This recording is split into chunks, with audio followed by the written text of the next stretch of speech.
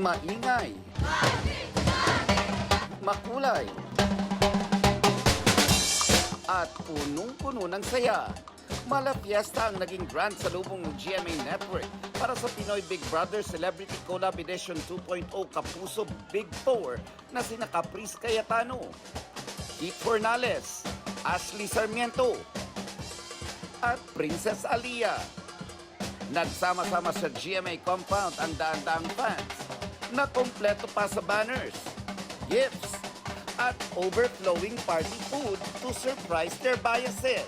Medyo hindi ako sanay. Sobrang happy ko din sa labas kasi hindi po namin na-expect na ganito pala talaga. Grabe yung suporta ng mga fans. Sobrang masaya po ako. Sobrang, di ko po in-expect na ganito po pala ka-grabe yung homecoming. So, super thankful lang po. Nung nakita ko po yung mga tao, nagulat po ako kasi hindi ko po talaga na-expect at sinupress lang po kaming apat. Pinangunahan ng Grand Kapuso sa lubong ni GMA Senior Vice President Attorney Annette Gozon Valdez at iba pang opisyal ng Kapuso Network.